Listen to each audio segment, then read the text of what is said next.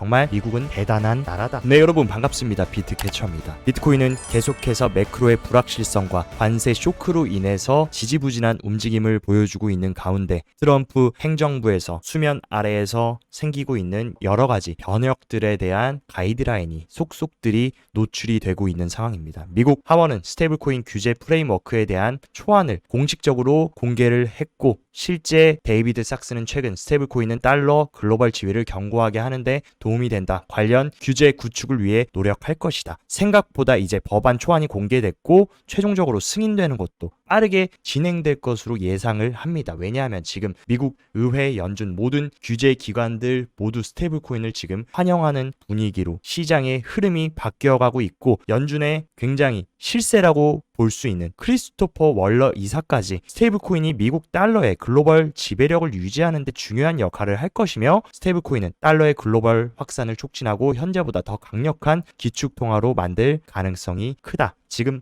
트럼프가 원하는 거 뭡니까? 미국을 다시 위대하게 만들면서 달러의 패권을 확실하게 잡아오는 것, 트럼프 대통령이 가장 원하는 겁니다. 근데 그 두 마리 토끼를 스테이블 코인으로 확실하게 잡을 수 있다면 이것을 추진하는 것을 늦출 이유는 전혀 없고, 스테이블 코인이 적극적으로 채택되고 미국에서 정식 규제와 관할 하에 명확한 결제 수단 및 여러 가지 금융 시스템의 핵심 주축 시스템으로 자리 잡는다. 당연히 암호화폐 시장도 더욱더 성장할 수 있는 기반을 만들 수밖에 없습니다. 그리고 트럼프 일가의 실세라고 볼 수 있는 트럼프의 장남 트럼프 주니어가 가상자산이 미국 경제 패권의 미래이며 적절한 환경 빠르게 조성해야 된다 하면서 과도한 규제에 의해 가상자산의 이런 혁신적인 본질이 손상되지 않도록 해야 된다라고 최근 공식 석상에서 발언을 해줬고, 이러한 발언과 궤를 같이 하는 움직임 트럼프 일가의 월드 리버티 파이낸셜은 자체적인 전략 크립토 준비금 조성을 계획을 하고 있습니다. 그러면서 여러 가지 가상자산들에 본인들이 직접 투자할 것을 언급했고, 실제로 지금 트럼프 미디어는 암호화폐 및 투자 상품 브랜드 상원까지 출원하면서 트럼프 일가가 자체적인 암호화폐와 비트코인 투자 상품까지 출시하려는 움직임을 빠르게 가져가고 있다. 이에 따라서 블룸버그의 ETF 선임 애널리스트인 에릭 발추나스는 트럼프가 비트코인 플러스 ETF를 출시할 예정이다. 최초의 대통령 ETF 발행자라고 해도 과언이 아니다. 정말 미국은 대단한 나라다. 이런 식으로 미국의 대통령이 비트코인 관련 ETF까지 출시하려고 하는데 이 시장을 완전히 시즌 종료시키고 망하게 만들려고 하겠습니까? 아니면 이런 식으로 요철은 있더라도 결국에 큰 흐름으로 보면은 큰 방향으로 성장시키려고 하겠습니까? 트럼프와 트럼프 일가 자기 가족들이 모두 엮여 있는 게 가상자산 시장이라면 당연히 본인의 가족들이 더욱더 비즈니스를 잘 할 수 있고 본인 또한 이득을 볼 수 있는 흐름으로 분위기를 만들어 나갈 수밖에 없습니다. 너무 근시안적인 표면적인 것만 볼 게 아니라 중장기적인 거시적인 지금 분위기가 수면 아래에서 규제 환경이 어떻게 변화하고 있는지 이 본질을 우리는 꿰뚫어 봐야 된다. 그리고 트럼프가 암호화폐 자문위원회를 만들겠다라고 했는데 여기에 지금 멤버가 누가 될지가 굉장히 중요한 부분인데 어떤 얘기들이 나오고 있냐. 전 크라켄의 총고문인 마르코 산토리, 그리고 리플의 창업자 브래드 갈링 하우스와 팟캐스트 호스트 프랭크 차파로, 그리고 USDC 발행사 서클의 최고 경영자 제레미 알레어, 그리고 미국 1위 거래소인 코인베이스의 최고 경영자 브라이언 암스트롱, 크립토닷컴의 최고 경영자 크리스 마르샬렉이 트럼프 정부 내외 암호화폐 자문위원 멤버로 채택이 된다라고 하면 어떻게 보면 미국발, 미국에서 의한 미국을 위한 프로젝트들이 수혜를 받을 수밖에 없고, 이들이 더욱더 트럼프한테 적극적인 암호화폐 성장을 할 수 있는 기반을 마련해 달라, 지원해 달라고 하면 훨씬 더 이 시장이 성장하고 혁신적인 발전을 할 수 있는 해가 바로 2025년이라고 생각이 됩니다. 그리고 SEC의 스탠스가 게리 겐슬러가 사임하자마자 지금 굉장히 빠른 속도로 180도 변화하고 변혁되고 있습니다. SEC는 나스닥이 현물 생성 및 상환을 허용하는 블랙록의 비트코인 현물 ETF에 대한 수정안을 승인했었다. 게리 겐슬러가 있을 때만 해도 비트코인 현물 ETF 승인하는 건 오케이, 근데 니네 현금 상환만 해 라고 했었고 현물 상환은 절대적으로 금지했습니다. 하지만 게리 겐슬러가 완전히 퇴출되자마자 SEC는 현물 상환 비트코인 현물 ETF를 적극적으로 승인했고, 이런 승인이 된다라고 하면 더 많은 기관 및 투자자들이 이런 현물 상환 비트코인 현물 ETF를 선호하게 될 것이고 더욱더 많은 기관들의 자금이 유입될 수 있는 창구가 생기게 됩니다.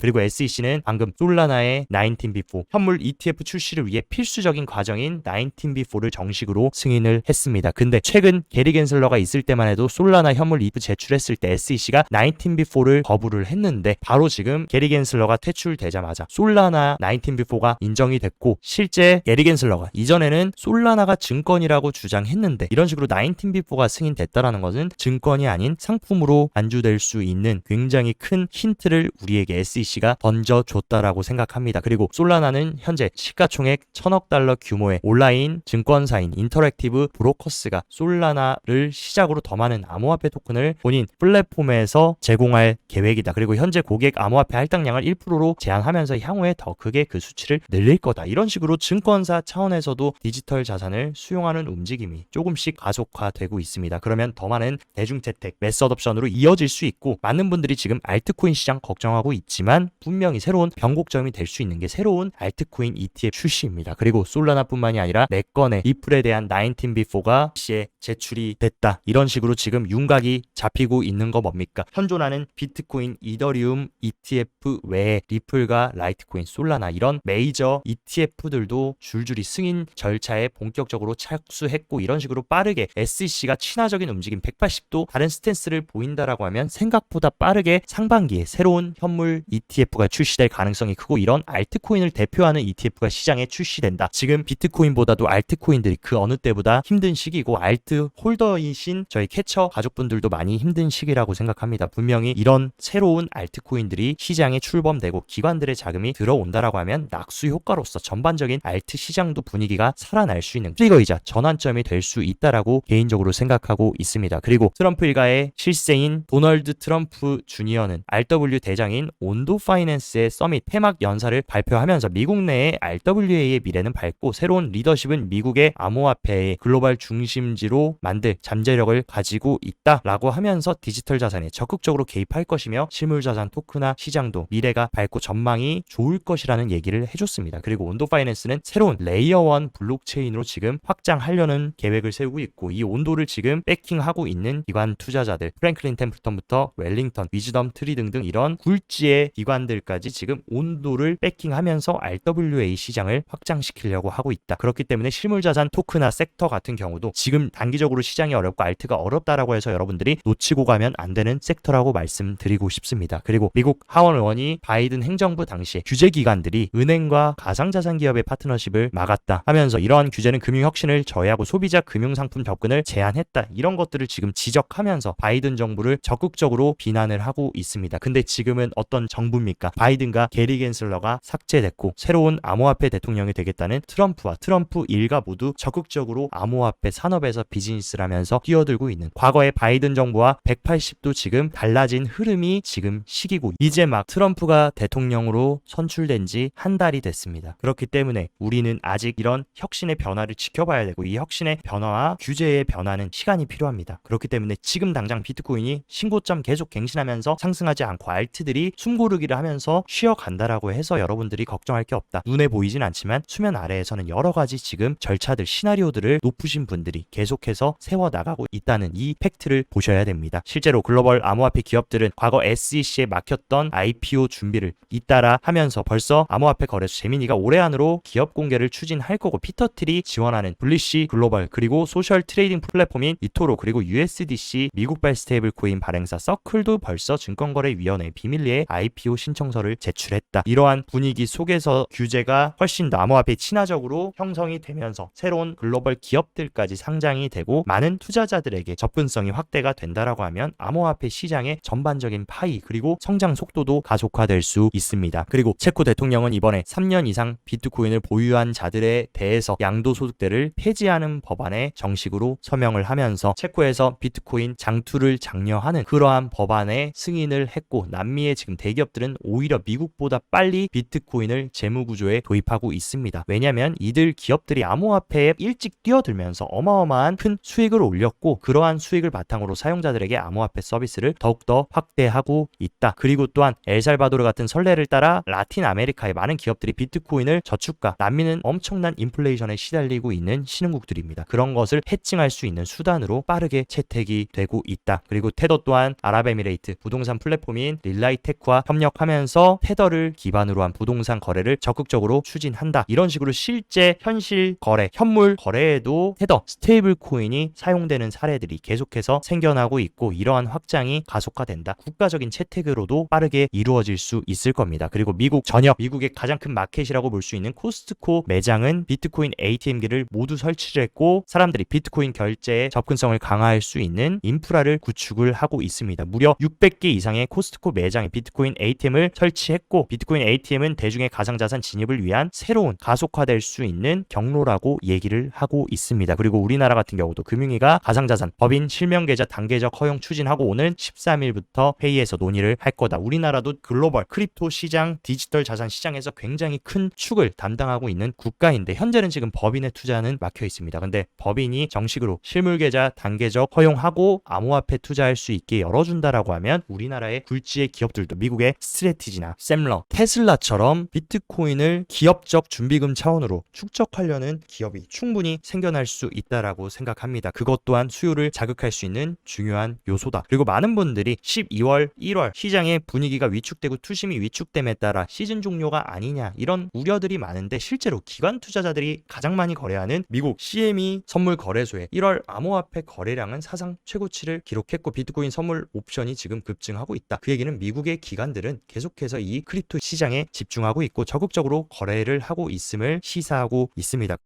비트코인 현물 ETF 같은 경우는 이틀 연속 유입이 들어왔지만 또다시 세 자릿대의 유출이 나오면서 계속해서 퐁당퐁당하는 갈팡질팡하는 모습을 보여주고 있지만 많은 분들이 오히려 더 우려하시는 이더리움 같은 경우는 실제 가격은 지지부진하고 굉장히 약한 모습을 보여주지만 벌써 6일 연속으로 현물 ETF의 유입이 들어오고 있다. 여기에 우리는 좀 물음표를 던져봐야 됩니다. 계속 이더리움은 망했다. 이더리움은 이제 쓰레기다. 이러한 분위기가 형성되고 있는데 이더리움에 계속해서 기관들의 유입이 들어오고 새로운 매집이 이루어지고 있다는 거 분명히 이더리움도 큰 반전을 보여줄 수 있는 시기가 다가오고 있다라고 생각합니다. 그리고 그 기반에는 펀더멘탈적으로 이더리움의 팩트라 업그레이드가 이제 2월부터 테스트를 시행할 거고 개발자들은 두 가지 테스트가 잘 진행된다면 4월에 이더리움 메인넷 업그레이드도 적용될 거라고 예상을 하고 있습니다. 그리고 여러 가지 이더리움의 문제점을 개선할 사항들이 팩트라 업그레이드에 들어가기 때문에 이더리움 또한 2분기부터 충분히 긍정적인 움직임 나올 수 있고 지금부터 고래들이 준비하고 있을 가능성이 큽니다. 그리고 매크로 흐름을 보자면 전 세계 경제도 핵심적인 역할을 하는 영란은행은 기준금리를 4.5%로 25bp 인하를 하면서 지금 미국뿐만이 아니라 G7 대다수의 국가들이 금리를 올리는 국면이 아니라 미국과 함께 금리를 내리면서 유동성을 풀어주고 경기를 부양해주고 있는 이 사이클에 들어왔다는 이 중장기적인 흐름을 우리가 면밀히 보셔야 됩니다. 그리고 오늘은 가장 중요한 미국이 제일 중요하게 보는 지금 고용시장 비농업 고용지수와 실업률 발표가 있습니다. 일단은 실업률이 예측치를 상회한다라고 하면 고용시장이 더욱더 뜨겁다. 그리고 실업률이 만약에 예측치를 하회해서 고용시장이 강하다라는 것을 또다시 증명한다라고 하면 인플레이션 우려 그리고 안 그래도 지금 관세에 대한 리스크가 현존하는 상황에서 매크로의 불안감을 가중시킬 수 있고 비트코인이 영향을 받을 수 있습니다. 그렇기 때문에 오늘 나올 고용지표는 너무 차갑지도 뜨겁지도 않은 예측치에 딱 부합해주는 최상의 결과가 나온다라고 하면 매크로 불확실성 해소와 인플레이션 불안감 해소가 시장에 작용되면서 미증시부터 비트코인도 충분히 탄력을 받을 수 있는 발표라고 생각합니다. 그렇기 때문에 오늘 저녁에 발표되는 고용지표도 꼭 잘 체크하셨으면 좋겠습니다.